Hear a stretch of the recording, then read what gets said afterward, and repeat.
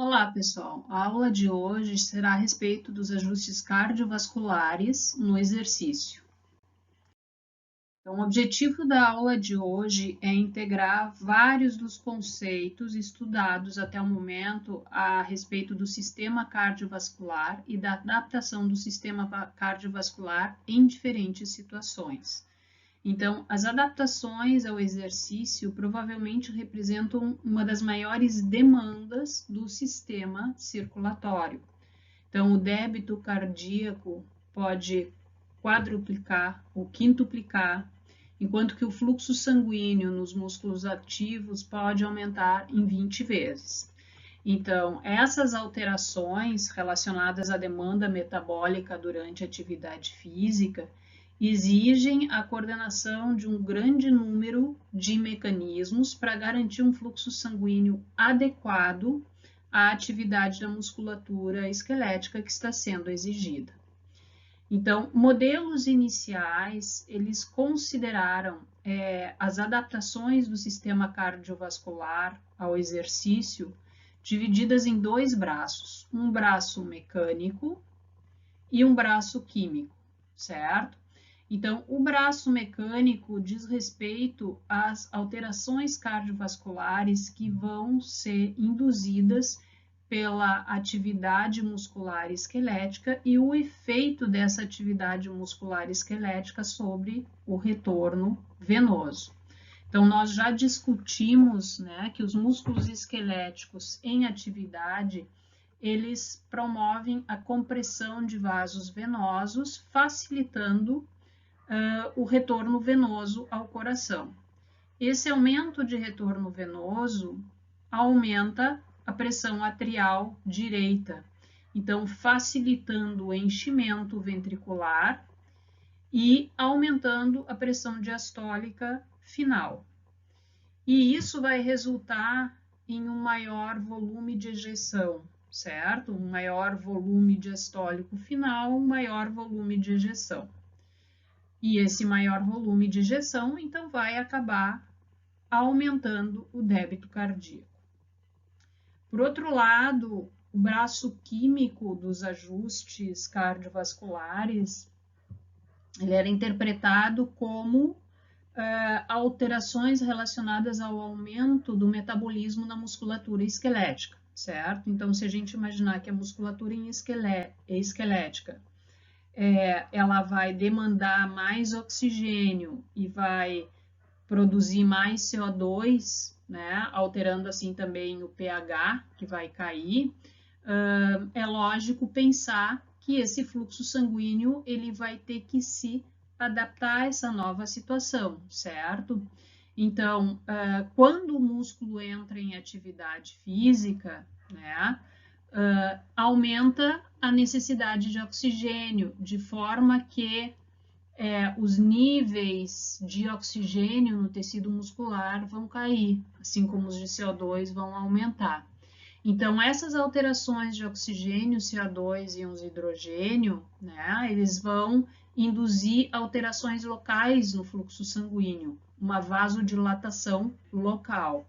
E se a gente imaginar, então, uma atividade física que envolva grandes grupos musculares, essa vasodilatação local nos músculos, de acordo com a demanda metabólica deles, poderia gerar uma queda na resistência periférica suficiente para fazer a pressão arterial cair. Essa queda da pressão arterial, nesse modelo, então, ativaria o reflexo baroreceptor, que levaria informações, então, para o centro cardiovascular, que ativaria o sistema nervoso simpático, certo? Então, aumentando a frequência e força de contração. Então, dois fatores que vão aumentar o débito cardíaco, ao mesmo tempo que ajustando a resistência periférica, né? Então, fazendo vasoconstrição naqueles músculos que não estão ativos, e em grandes leitos vasculares, como o leito esplâncnico, o cutâneo e a própria circulação renal, certo? Então, do ponto de vista lógico, né, esses braços mecânico e químico explicariam os ajustes cardiovasculares que ocorrem no exercício, certo? A questão é que nem todos os componentes desse sistema puderam ser comprovados através de experimentos. Então, os problemas relacionados a essa teoria, né, são que em estudos com animais experimentais, em vez da pressão diastólica final aumentar, a pressão diastólica ficava constante, né? E o volume de ejeção que deveria aumentar, na realidade, na maioria das situações, diminuía, certo? Além disso, os experimentos eles não conseguiram registrar quedas significativas da pressão arterial, como a queda prevista aqui pela vasodilatação muscular, certo? E, adicionalmente, não existia nenhum delay, nenhuma diferença temporal entre o início da atividade física e o aumento da frequência cardíaca. Porque se essas duas cascatas, a mecânica e a química, podem descrever os ajustes cardiovasculares, então seria esperado que primeiro o músculo tem que entrar em atividade, aumentar seu metabolismo, precisa ocorrer no local uma alteração significativa também nos níveis de oxigênio, CO2 e pH, para só então essas alterações levarem a um ajuste da frequência cardíaca. Mas não é o que se observa. No momento que o indivíduo entra em atividade física, ou mesmo antecipa uma atividade física, a frequência cardíaca dele aumenta imediatamente. Então, isso significa que essa proposta inicial de ajuste cardiovascular, né, ela deve ter outros componentes. Então, nesse esquema, nós começamos a analisar os componentes antecipatórios da atividade física, os componentes iniciais, ou seja, o que acontece antes daquele braço mecânico e daquele braço químico que nós acabamos de ver no esquema anterior, certo? Então, a resposta cardiovascular integrada ao exercício, ela se inicia em regiões superiores do sistema nervoso central, em regiões corticais. Então, como a gente observa nesse esquema, né, as regiões corticais, elas podem influenciar o hipotálamo e o hipotálamo pode influenciar o sistema cardiovascular. Essas informações corticais descendentes, elas vão ativar vias nervosas simpáticas, certo?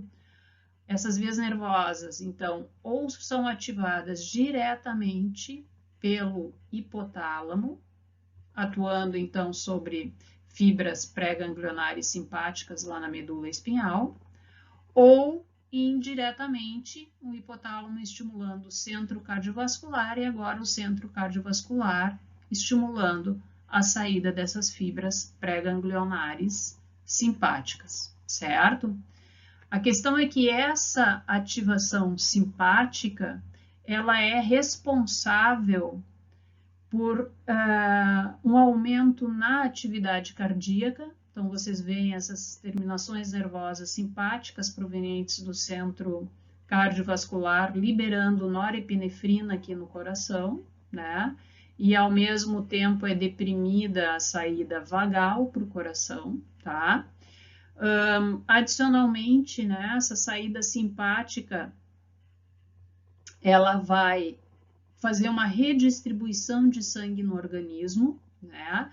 Na realidade, a gente vai ter vasoconstrição, então, naqueles músculos que estão inativos, em leitos vasculares muito bem irrigados, como o renal e como o esplâncnico, né? Então, isso vai fazer com que ocorra uma redistribuição do fluxo sanguíneo fraccional, ou seja, vai haver uma diminuição da proporção do débito cardíaco mandada para esses tecidos, então, onde ocorre vasoconstrição, e vai aumentar a proporção do débito cardíaco que está sendo encaminhado para os músculos esqueléticos, certo?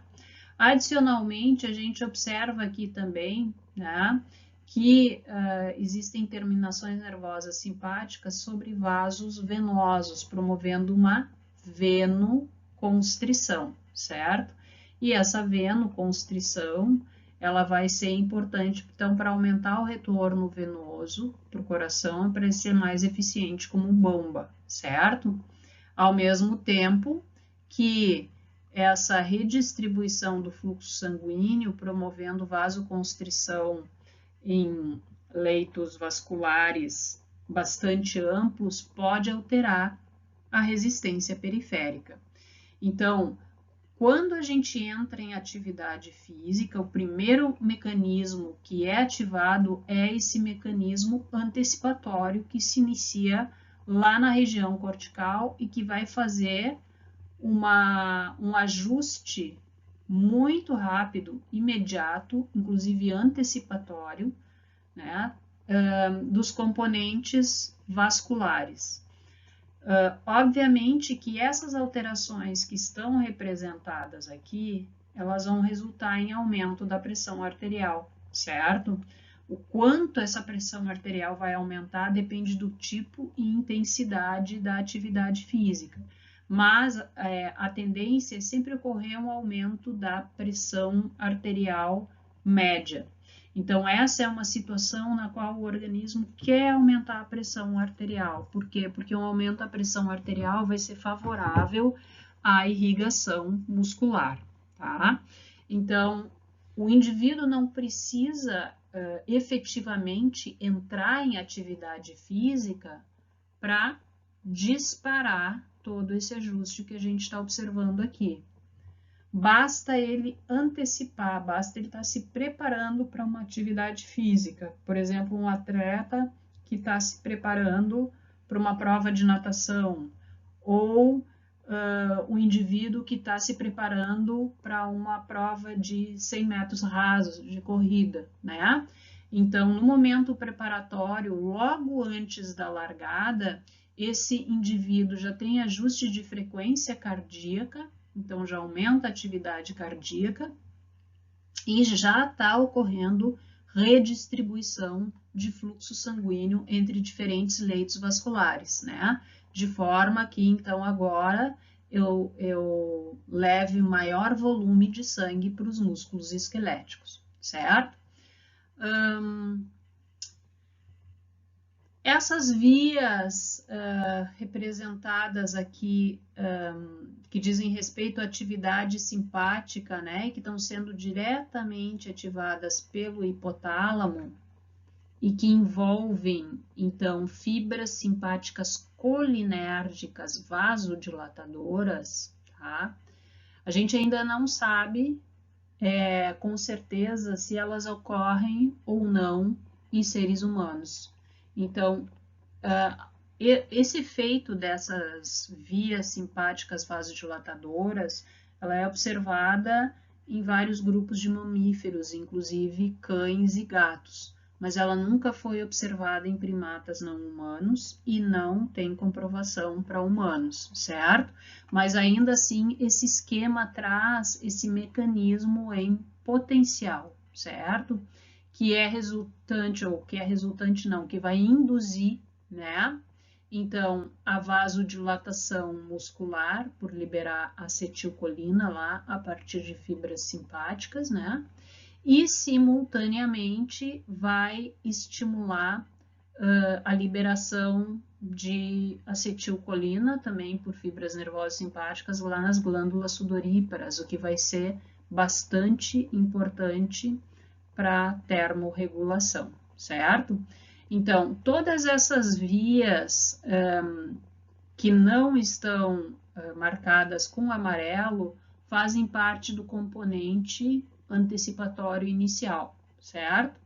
Sendo que essas vias partindo direto para o hipotálamo, né, especialmente lá para a musculatura esquelética, não se sabe se são realmente ativas ou efetivas no ser humano.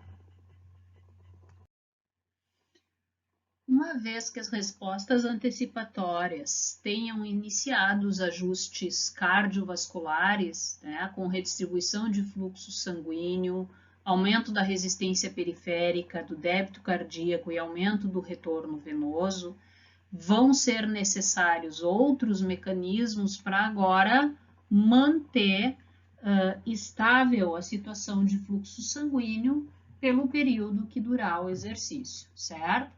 Então, esses mecanismos, né, que vão tornar sustentáveis esses ajustes cardiovasculares correspondem às respostas tardias do ajuste cardiovascular ao exercício. Tardias no sentido de ocorrerem depois daquelas respostas antecipatórias, certo? Então, vocês estão vendo que nessas respostas tardias, eu volto para aquele sistema que mostra esse braço mecânico e esse braço químico de ajuste, tanto do fluxo sanguíneo muscular, quanto do débito cardíaco e da resistência periférica.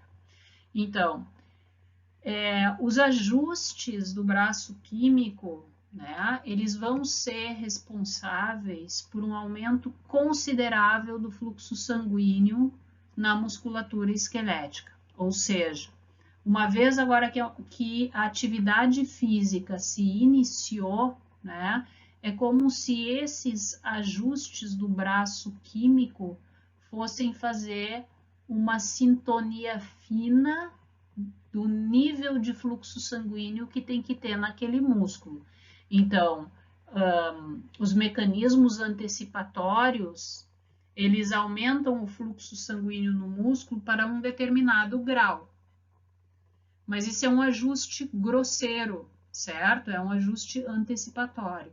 Então, agora o ajuste fino, a sintonia fina, vai estar relacionada às respostas metabólicas do músculo esquelético, certo? Que vão envolver o parâmetro de várias alterações em vários parâmetros que têm função vasodilatadora. Então, a gente já viu que o oxigênio, o CO2, íons de hidrogênio, potássio, né, e vários outros metabólitos têm efeitos vasodilatadores na musculatura esquelética, que então vão fazer o ajuste fino para que o fluxo sanguíneo seja exatamente aquele necessário, aquele que o organismo precisa para manter a continuidade dessa atividade física, certo? Adicionalmente, né, o aumento do débito cardíaco, ele vai depender tanto desse braço mecânico, porque agora a musculatura esquelética em atividade, né, ela vai fazer compressão dos vasos venosos, facilitando o retorno venoso, né, e facilitando então o enchimento atrial, o enchimento ventricular, e aumentando o enchimento ventricular, a gente vai ter uma distensão do ventrículo, né? De forma que, como nós vimos na lei de Frank-Starling, quanto maior é a pré-carga, maior é a força de contração desse miocárdio, certo? Então, a bomba muscular, o retorno venoso e a lei de Frank-Starling, né, todas elas fazem parte desse braço mecânico e vão favorecer a manutenção de um débito cardíaco aumentado, certo? Enquanto que o braço químico aqui, além de fazer o ajuste fino da vasodilatação local, ele vai ativar o reflexo baroreceptor, já que a vasodilatação pode levar a queda na resistência periférica e, portanto, queda da pressão arterial. E esse reflexo, então, baroreceptor, né, ele, através do simpático, então, mantendo o simpático ativo, ele vai manter um aumento do débito cardíaco, vai sustentar o aumento do débito cardíaco induzido pelos mecanismos antecipatórios, certo?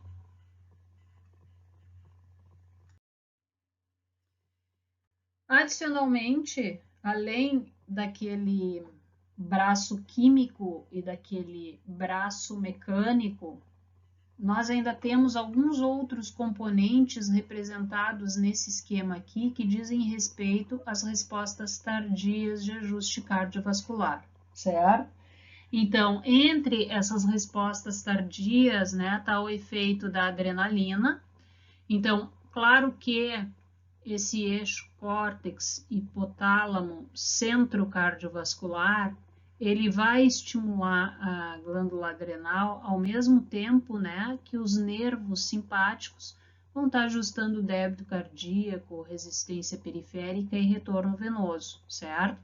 Mas como a epinefrina é um hormônio, como a adrenalina é um hormônio, né, ela tem que ser primeiro liberada, cair na circulação sanguínea, para daí, via circulação sanguínea, atingir seus órgãos-alvo, né?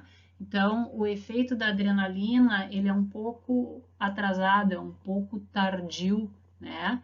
Em relação àqueles ajustes antecipatórios. Mas ela vai ser extremamente importante para os ajustes, né? Porque ela vai modular a atividade cardíaca, então aumentando a eficiência de contração do miocárdio, tá?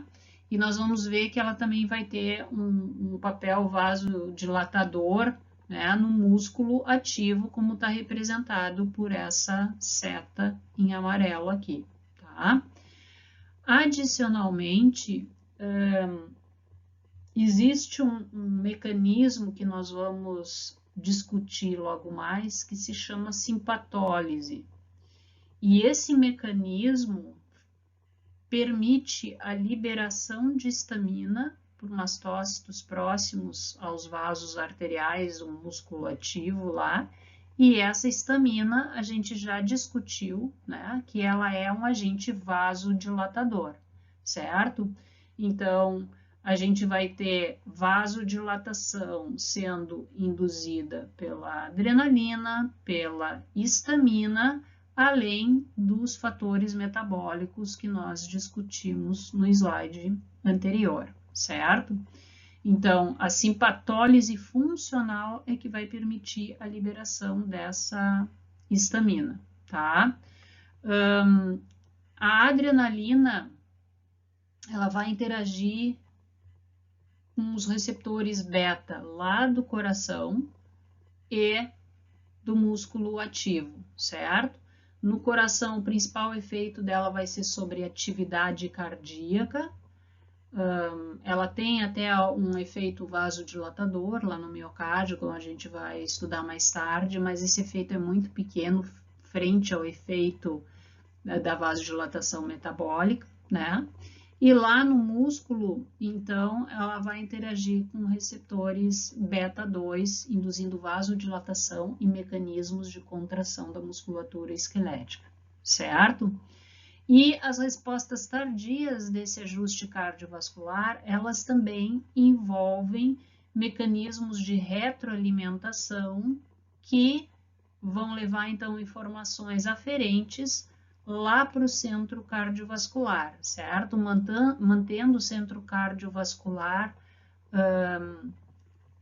avisado do que está acontecendo na periferia, do que está acontecendo com essa musculatura esquelética, né, que tem que ser sustentada por um maior metabolismo. Então, o músculo esquelético tem terminações nervosas mecanorreceptoras, como, por exemplo, o fuso muscular, né, e muito provavelmente também tem terminações nervosas sensíveis à alteração de parâmetros químicos. Então, essas informações nervosas, elas vão ser levadas para o centro cardiovascular, né, ajudando ele a modular, a regular o nível da atividade simpática segundo a segundo, para que o fluxo sanguíneo para o músculo seja suficiente para manter o metabolismo durante a atividade física, Então, a microcirculação do músculo esquelético, né, ela é composta, então, por uma arteríola alimentadora, e a partir dessa arteríola alimentadora, que é a arteríola que está chegando nas fibras musculares, né? Então, a partir dela, esses vasos, esses microvasos arteriais, eles vão se subdividindo sucessivamente, formando ramos cada vez mais finos, até terminar em arteríolas que a gente chama de arteríolas terminais, certo? Cada uma dessas arteríolas terminais, né, ela vai formar uma unidade microvascular, composta, então, por aproximadamente 15 a 20 capilares dispostos longitudinalmente ao longo das fibras musculares, né? E então, além da arteríola terminal e dos seus capilares, né, vão ser encontrados também as vênulas que vão dar saída desse sangue agora do músculo, certo? A inervação simpática, ela acompanha absolutamente toda a árvore arterial da microvasculatura muscular esquelética, ou seja, desde as fibras primárias até todas as suas subdivisões, até as arteríolas terminais, a gente vai ter inervação simpática.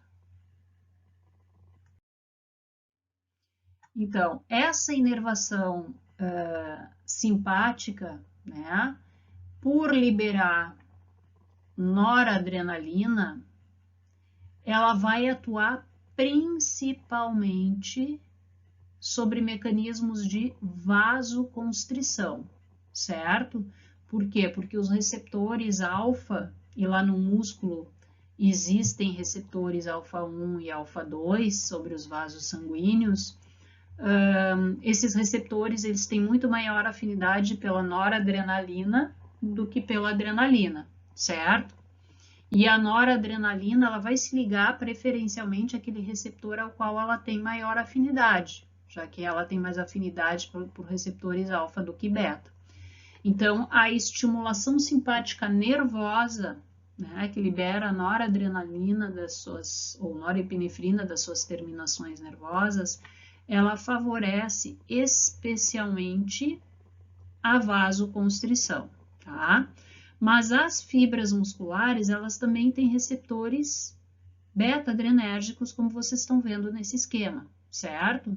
Então, o principal ativador, o principal agonista desses receptores beta-adrenérgicos é a adrenalina, que não quer dizer que a noradrenalina não possa interagir, certo? Mas numa situação de atividade física que eu tenho adrenalina circulando, é a adrenalina preferencialmente que vai se ligar nesses receptores beta, porque é ela que tem maior afinidade por esses receptores, certo? Mas vocês observam também nesse slide que esses receptores beta-adrenérgicos, eles não são só importantes para regular o fluxo sanguíneo no vaso, tá? Inclusive, esse slide, ele está representando outras funções do receptor beta-adrenérgico que não vasodilatação, né? Então, onde é que eu quero chegar com isso? A interação da adrenalina com esses receptores induz vasoconstrição, mas induz também uma cascata bioquímica, né, que vai acabar ativando a proteína quinase A, que atua em vários processos intracelulares que vão favorecer o que? A eficiência da contração muscular esquelética, certo? Então, a adrenalina vai ter um duplo papel, um papel tanto do ajuste do fluxo sanguíneo, e esse parece ser o papel menor dela, e o outro papel é um ajuste da eficiência da contração muscular, que parece ser o principal fator dela, principal função dela.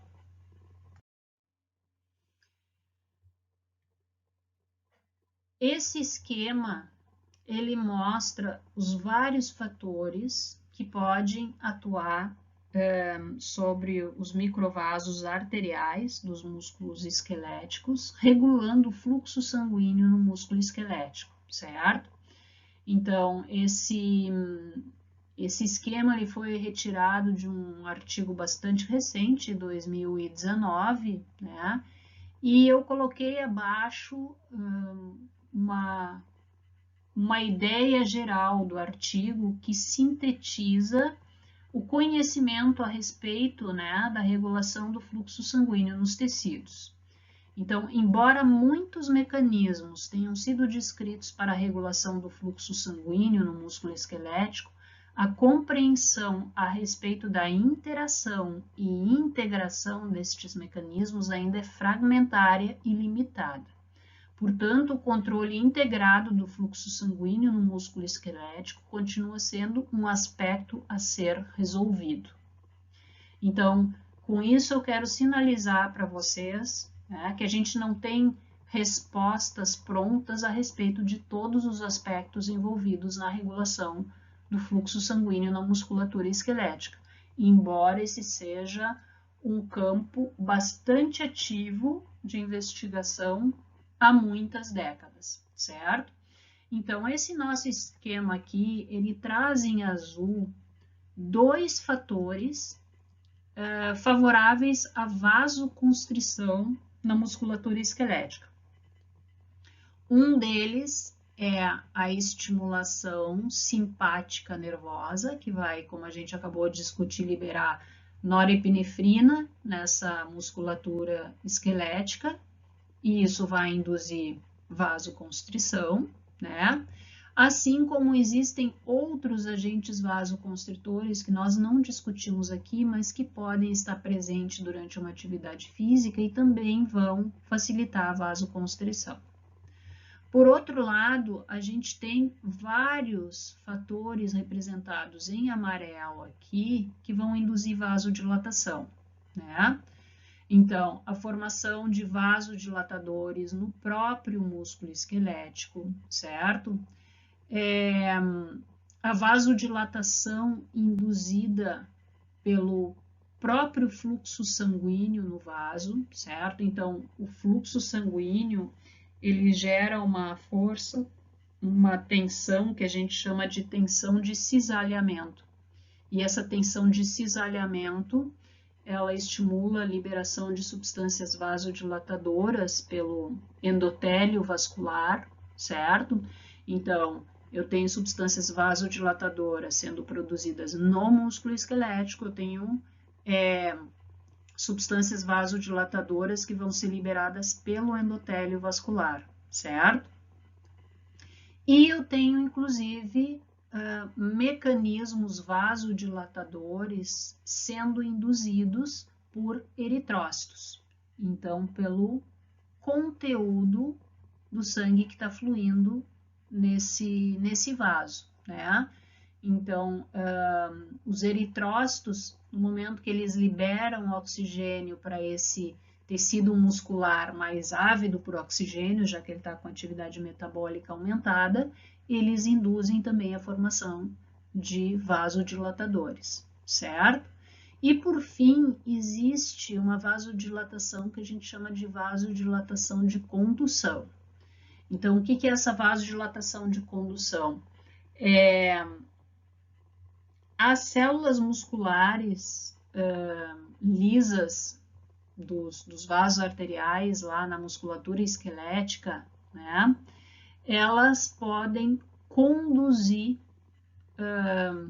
estímulos de despolarização e conduzir substâncias vasodilatadoras células a célula, de forma que a vasodilatação vai ser a resposta vasodilatadora de relaxamento muscular vai ser conduzida de célula a célula dessa musculatura lisa que envolve o vaso, certo?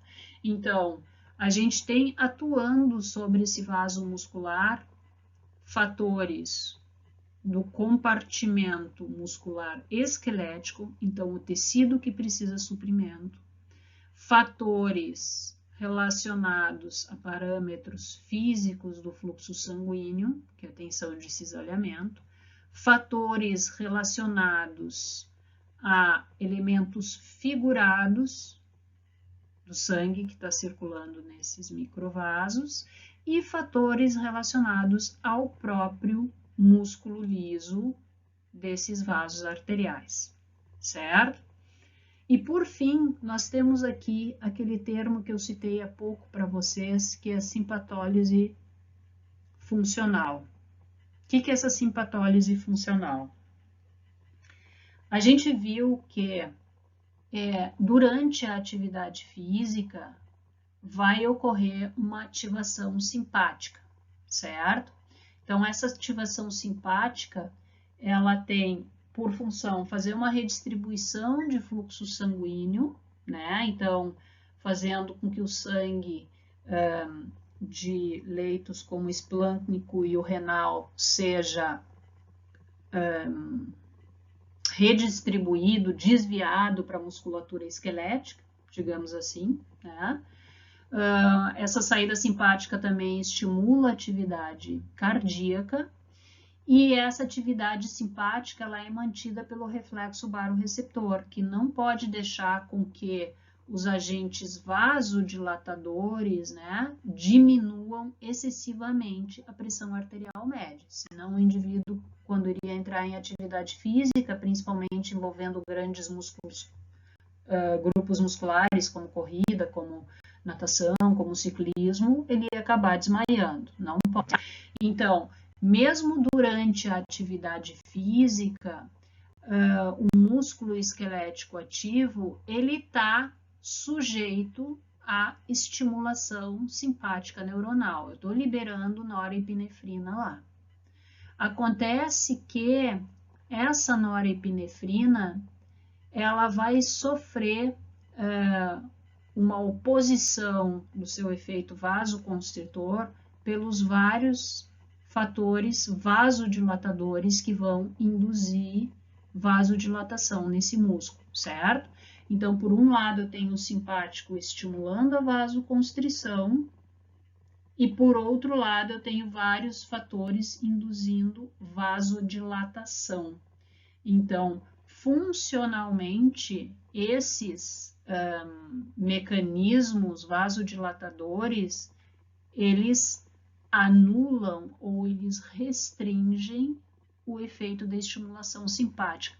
Por isso que a gente fala de uma simpatólise funcional, porque embora eu esteja liberando norepinefrina lá, o efeito da norepinefrina vai acabar sendo mais fraco que o efeito somado de todos esses mecanismos vasodilatadores, certo?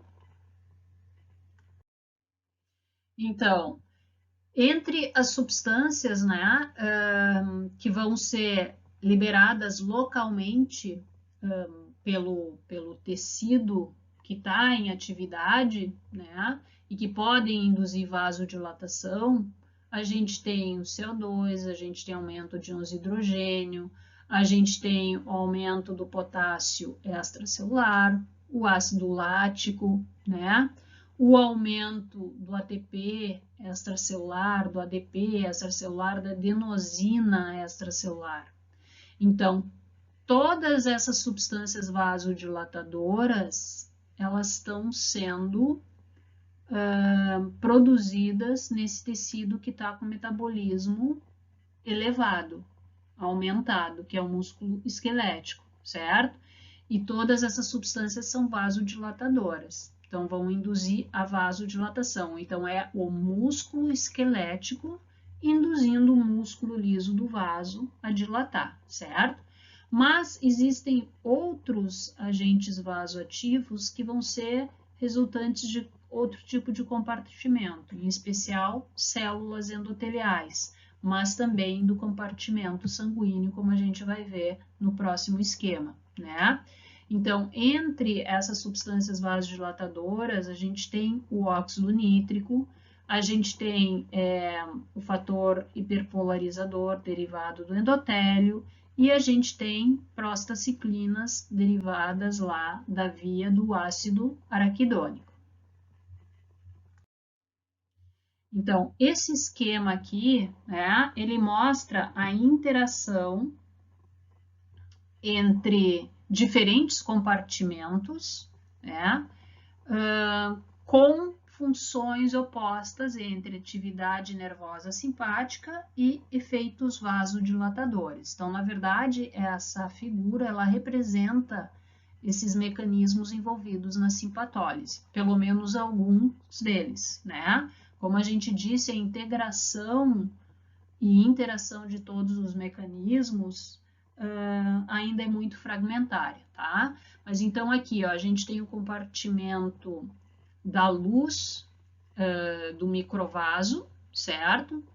A célula endotelial que forma a parede desse microvaso, a musculatura lisa em torno da parede desse vaso e o músculo esquelético, que é onde eu quero aumentar o fluxo sanguíneo, porque ele está com uma atividade metabólica aumentada, certo? Então, vocês observam aqui que o nervo simpático sobre o músculo esquelético, ele está ativo, tá? E ele vai, desculpa, não sobre o músculo esquelético, sobre o músculo liso, né? O músculo que está em torno da parede desse vaso, tá? Então, essa inervação simpática está interagindo com receptores adrenérgicos. A gente sabe que esses receptores adrenérgicos são do tipo alfa, né? E esses receptores adrenérgicos, uma das coisas que eles fazem, além de induzir, então, diretamente a constrição dessa musculatura lisa e, portanto, vasoconstrição, eles também têm uma via indireta, porque eles vão ativar um canal pelo qual ocorre saída de ATP, o ATP extracelular aumenta e vai interagir com receptores purinérgicos P2Y, que vão reforçar a contração dessa musculatura lisa, que vão reforçar a vasoconstrição, certo? Então, essa estimulação noradrenérgica vai ter um efeito direto e um efeito indireto, tá? Adicionalmente a esses efeitos do simpático neuronal, a gente então tem vários fatores que vão se opor, que vão bloquear a contração da musculatura lisa dos vasos, certo? Então, representados por essas barras aqui de bloqueio, tá? Então, o nosso músculo, como a gente sabe, quando ele aumenta a taxa metabólica dele, ele libera uma série de substâncias vasodilatadoras. Então, vai aumentar o nível de CO2 no local, o nível de íons hidrogênio, vai aumentar o nível de adenosina, de ADP e de ATP. Então, esse músculo ativo, né, ele libera ATP. E o ATP aqui vai ter dois efeitos. Esse ATP bom, ele pode vir interagir com esses receptores purinérgicos, né, e dar uma força ali para a estimulação simpática, tá? Mas o principal efeito do ATP vai ser a interação com receptores purinérgicos localizados lá no endotélio, certo?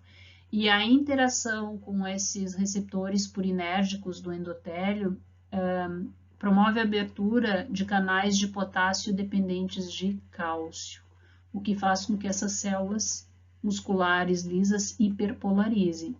E se elas estão hiperpolarizadas, elas estão mais difíceis de excitar, de despolarizar e, portanto, de contrair, certo? Então, esse ATP ele pode auxiliar nessa vasodilatação, além do que, né, pode haver o aumento da produção de óxido nítrico, que é uma substância vasodilatadora bastante importante por essas células endoteliais, certo? Então, a gente falou daquela tensão de cisalhamento, né, do fluxo sanguíneo sendo arrastado sobre a parede do vaso, isso estimula a óxido nítrico sintase endotelial a produzir mais óxido nítrico, certo? Quando os eritrócitos liberam oxigênio para esse tecido mais ativo, músculo esquelético, né, elas simultaneamente também liberam ATP, o ATP também estimula óxido nítrico sintase, também vai estimular o óxido nítrico, né? E o papel do óxido nítrico é induzir vasodilatação, né? Entre outros mecanismos, porque o que ele está fazendo? Ele está inibindo, né, esses canais pelos quais pode haver saída de ATP, e aí o ATP vem reforçar a contração dessa musculatura esquelética. Então, eu estou vendo aqui duas forças opostas. Uma simpática, estimulando a constrição, e outra dependente da musculatura lisa, do endotélio e do conteúdo vascular, induzindo vasodilatação, certo? Então, se opondo a essa vasoconstrição simpática, fazendo uma simpatólise funcional, tá? Vocês poderiam perguntar, mas por que cargas d'água, né? No músculo esquelético ativo, eu vou ter estimulação simpática, né? A manutenção de uma estimulação simpática, ela é extremamente importante. Vocês imaginem se eu não tivesse nenhum mecanismo vasoconstritor agindo na musculatura lisa desse vaso. Eu só tivesse agindo ou ativando, né, substâncias vasodilatadoras provenientes do sangue, do endotélio ou do próprio músculo esquelético. E eu estivesse fazendo uma atividade com grandes grupos musculares. Então, corrida, onde vocês movimentam quase todos os músculos do corpo, né? Então, se vocês tivessem só vasodilatação, a pressão arterial de vocês ia cair muito, certo? Então, eu preciso ter um fator vasoconstritor nesse músculo que contrabalance toda essa vasodilatação que está sendo induzida. E essa estimulação simpática, ela é mantida pelo reflexo baroreceptor. Então, na verdade, essa estimulação simpática limita o grau de vasodilatação que eu vou ter. Ela não inibe a vasodilatação, mas ela limita. Ela não permite que essa vasodilatação se torne exagerada, induzindo uma queda da pressão arterial e, portanto, uma hipotensão que pode levar ao desmaio. Certo? Então, eu acho que com essa aula sobre regulação do fluxo sanguíneo no músculo, né, nós conseguimos resgatar vários conceitos que nós viemos falando durante as aulas. E a gente também responde algumas dúvidas que vocês já tinham colocado quanto à inervação simpática no músculo, quanto à regulação do fluxo sanguíneo no músculo.